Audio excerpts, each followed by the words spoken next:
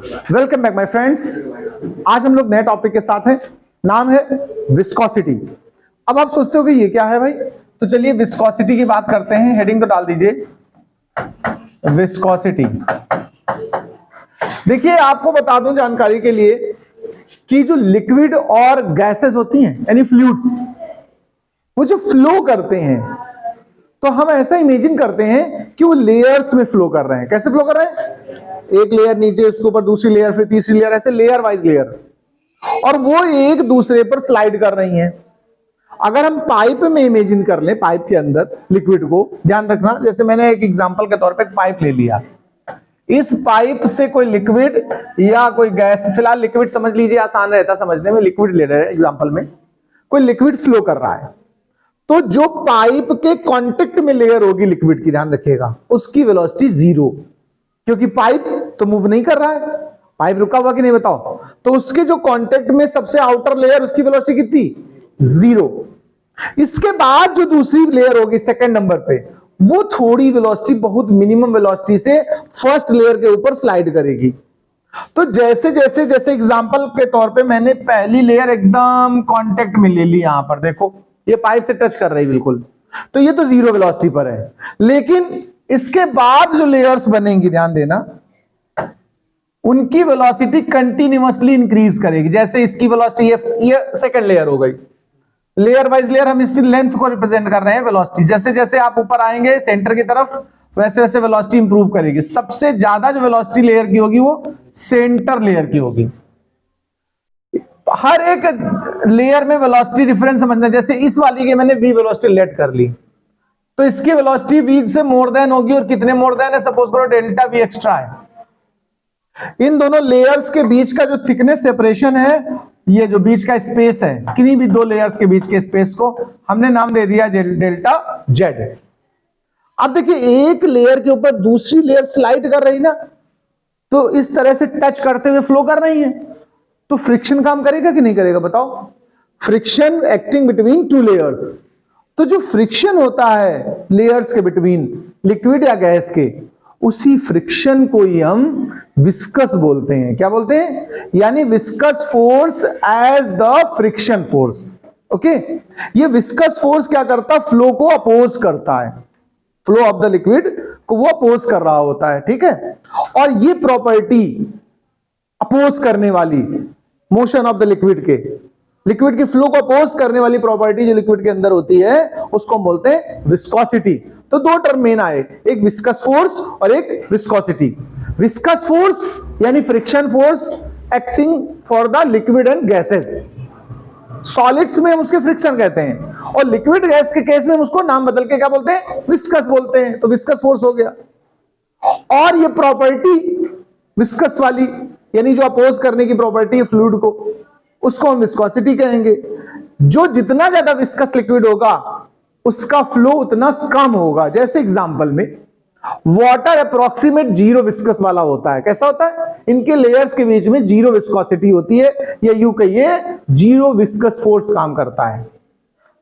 लेकिन अगर हम और दूसरे लिक्विड्स लें, जैसे शहद है, हनी, आप बताओ वो क्या फ्लो करता है इजिली? नहीं, क्योंकि उनके लेयर्स के बीच में काफी ज्यादा फ्रिक्शन होता है, काफी ज्यादा विस्कस फोर्स काम करता है। तो इतना अपोज होता है कि वो लेयर एक दूसरे को, एक के ऊपर दूसरी लेयर स्लाइड ही नहीं कर पाती सही से, तो उतना इजीली फ्लो नहीं करता है। ग्लिसरीन हो गई, चारकोल और ज्यादा विस्कस होता है, यानी मोर विस्कोसिटी होती है। तो ये चीजें मैंने कंपैरिजन, जैसे मान लो सबसे कम विस्कोसिटी वाटर की है, उससे थोड़ा ज्यादा विस्कोसिटी होती है मिल्क में, उससे ज्यादा ग्लिसरीन में, उससे ज्यादा हनी में, उससे ज्यादा चारकोल में। आप सिंपली चेक करना चाहो तो आप 2-3-4 लिक्विड एक साथ लुढ़काओ, कहीं पाइप में फ्लो कराओ, तो जो ज्यादा तेज भाग रहा हो मतलब कम विस्कोसिटी है उसमें, लेस विस्कस है। जो जितना धीमा चलेगा वो मोर विस्कस है। इसको प्रैक्टिकली भी आप ऑब्जर्व कर सकते हो। आपको लग रहा होगा शायद कि ये सर ऐसा कैसे कह सकते हैं कि हर लेयर की अलग अलग वेलोसिटी है।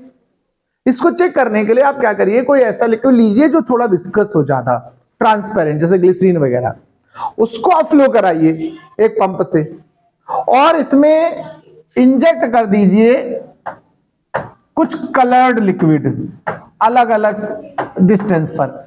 जैसे सेंटर में जो लिक्विड आप डालोगे, पाइप में एक ही सामने सब डालिए, डालिए सबको एक साथ, भाई पाइप ऐसा बना है, तो यहां से एक इंजेक्शन, एक इधर से, एक इधर से, एक इधर से, same area of cross section पे उनको डालिए। जो कलर आप सबसे ऊपर छोड़ेंगे, मान लो जैसे सबसे पहले यहां एक कलर छोड़ दिया इस जगह पर, तो आप देखेंगे थोड़ा लंबा पाइप होगा तो धीरे धीरे ये पीछे होता चला जाएगा, और जो आप अंदर यहां डालोगे वो थोड़ा आगे निकल चुका होगा, फिर और ज्यादा गहराई में डालोगे और जल्दी आगे निकलेगा। यानी फाइनल जब आउट होगा तो सबसे पहले कौन सा कलर आपको निकलता दिखेगा, जो सेंटर पे होगा, और सबसे लास्ट में कौन बाहर आ पाएगा, जो किनारे पर होगा। इससे तो पता चला कि अंदर वाला लेयर तेज चल रही है, इसको ऐसे चेक किया जा सकता है। तो ये होती है विस्कोसिटी और विस्कस।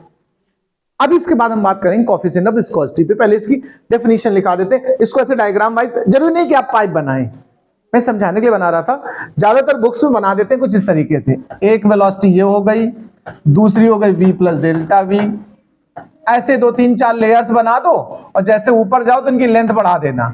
इससे मतलब है कि वेलोसिटी इंप्रूव कर रही है, और इनके बीच का सेपरेशन आप डेल्टा जेड लिख देना, डेल्टा एक्स भी लिख सकते हो, ऐसा कुछ नहीं, मैंने लेट की डिस्टेंस सेपरेशन, ठीक है। तो ये डायग्राम बनाओ, चाहिए बनाओ, आपको समझना है कुल मिला के। अब बात करते हैं मेन डेफिनेशन की। तो हम कहेंगे व्हेन एनी लिक्विड, हम लिक्विड ले रहे हैं, फ्लूइड के लिए एक्चुअल में है, when any liquid flows through a pipe, then it flows in form of layers over each other,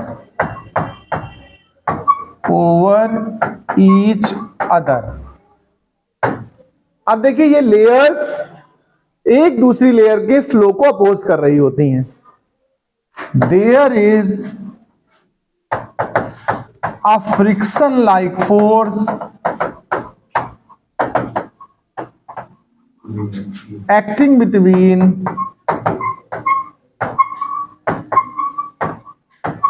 two layers of liquid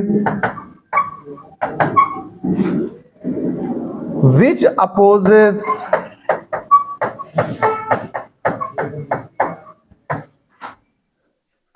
the flow is called viscous force, and this property of liquid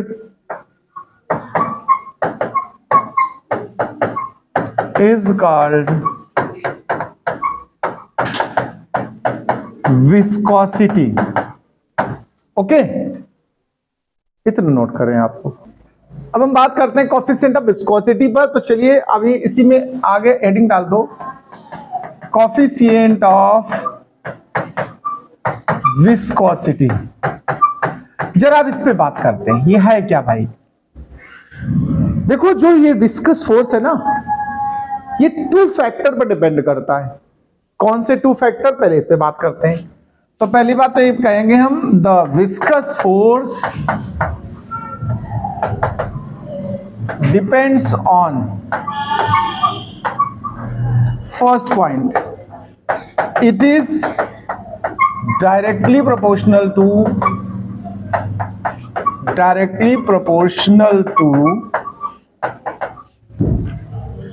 velocity gradient. अब आप सोच रहे हो कि ये नया term क्या आ गया।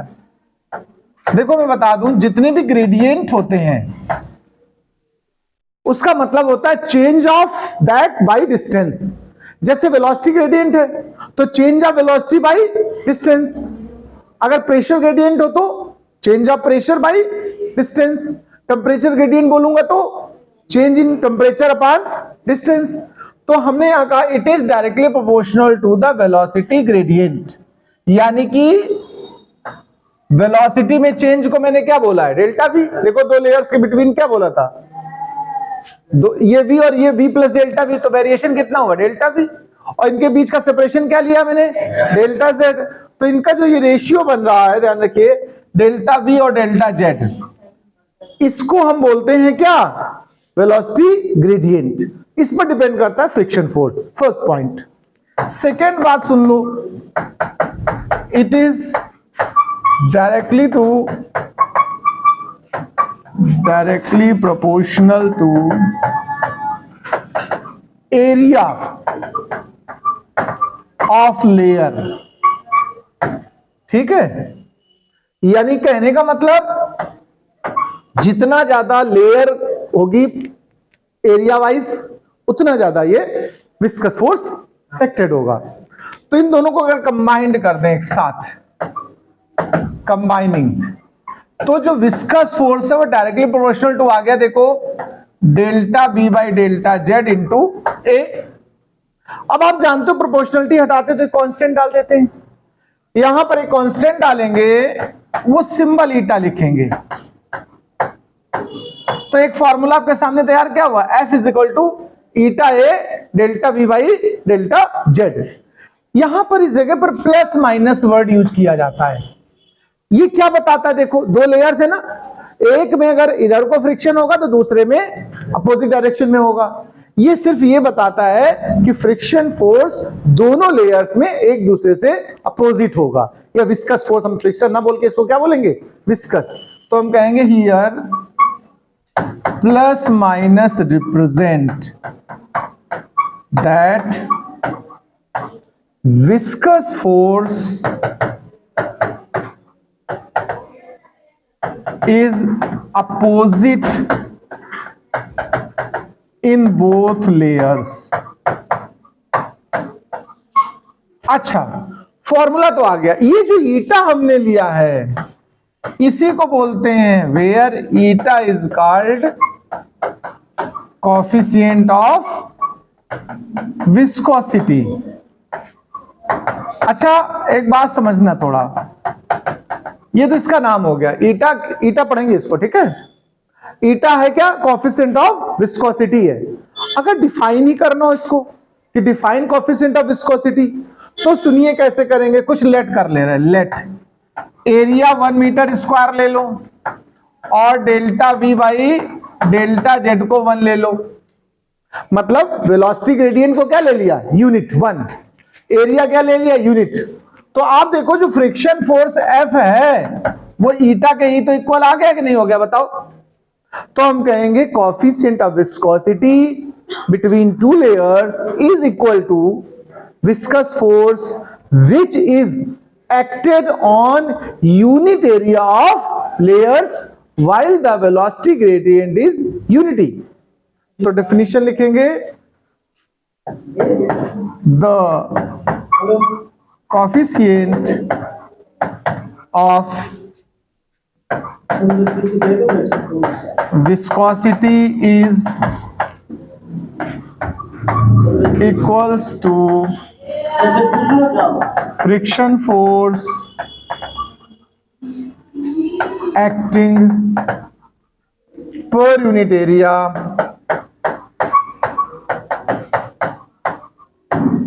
of layer while velocity gradient is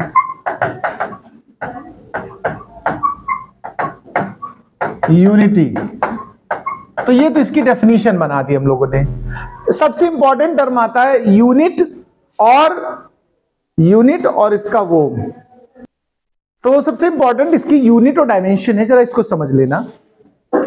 तो इसको अलग से ऐसे हेडिंग डाल दो, unit and dimension of coefficient of viscosity.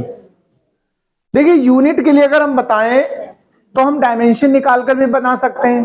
तो चलो इसी फॉर्मूले से पहले हम डायमेंशन बनाते हैं। F इज इक्वल टू अभी निकाला था eta A delta v by delta z, ये तो फॉर्मूला है। मुझे डायमेंशन चाहिए किसकी, ईटा की। तो F delta Z by A delta we बना कि नहीं बना, बताओ। चलो सबकी डायमेंशन रखो। फोर्स की क्या होती है, mlt माइनस 2, डेल्टा जेड तो डिस्टेंस है ना, separation between two layers, scale हो जाएगी। एरिया की हो गई L2 और वेलोसिटी की हो गई LT माइनस 1। इसको जरा आप सिंप्लीफाई करके देखो, m तो बच गया, L ऊपर का 2 नीचे से कैंसिल, एक ऊपर से नीचे, नीचे से ऊपर जाएगा, इनवर्स होगा, एक T माइनस कैंसिल हो जाएगा, एक बच जाएगा। तो कोएफिशिएंट ऑफ विस्कोसिटी की जो डायमेंशनल फार्मूला है वो ये है। अब हम यूनिट पे भी बात कर लेते हैं, इसी से यूनिट बना सकते हो। देखो यूनिट आ जाएगी kg metre inverse second inverse. आ गई कि नहीं आ गई? इसी को ये एसआई यूनिट है। एसआई यूनिट को हम बोलते हैं डेका पॉइज। ध्यान देना प्लीज, एक साइंटिस्ट है पॉइजली, उनका आधा नाम है, ठीक है।